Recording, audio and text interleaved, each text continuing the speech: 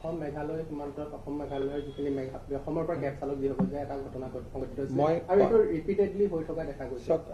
Conrad চাংমাৰ লগত মই ফোনত কথা পাতিছোঁ আৰু অতুল বৰা ডাঙৰীয়াক আমি দায়িত্ব দিছিলোঁ, সমস্যাৰ সমাধান হৈছে। কিন্তু এটা কথা আমি অস্বীকাৰ কৰিব নোৱাৰোঁ যে মেঘালয়ত একাংশ মানুহ আছে যোনে অসমৰ পৰ্যটকসকল তালৈকে যোৱাত বহুত বেছি ভাল নাপায় আৰু পেট্ৰিচিয়া মুখিমৰ দৰে যিসকল ইণ্টেলেকচুৱেল বুলি ক'ব লাগিব, যে কি অসমত মানুহে যথেষ্ট আদৰ সন্মান কৰে, তেওঁলোকেই অসমৰ পৰ্যটকৰ বিৰুদ্ধে লিখালিখি কৰে আৰু বহুত ক্ষেত্ৰত মানুহক ইনচাইটো কৰে।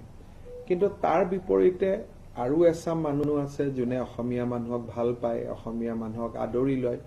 গতিকে এই ক্ষেত্ৰত মই ভাবোঁ এটা ফ্ৰিকশ্যন মেঘালয়তে দুই ধৰণৰ মানুহ আছে, পেট্ৰিচিয়া মুখিমৰ কথা ক'লোঁ, আৰু আনফালে অসমক ভাল পোৱাও বহুত মানুহ আছে। গতিকে এটা কণ্ট্ৰাডিকশ্যন আছে, তাৰ কাৰণে মাজে মাজে সংঘাত চলি থাকে।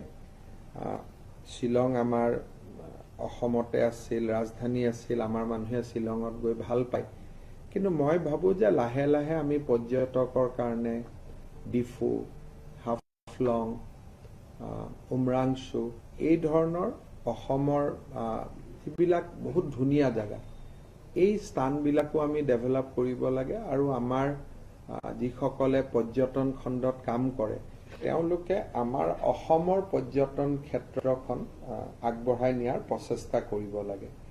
দিল্লীত থকা সময়ত মই উমৰাংচু আৰু মাজুলী যি দুটা প্ৰস্তাৱিত এয়াৰপৰ্ট, তাৰ কাৰণে বিতং কৰি কথা পাতিছোঁ।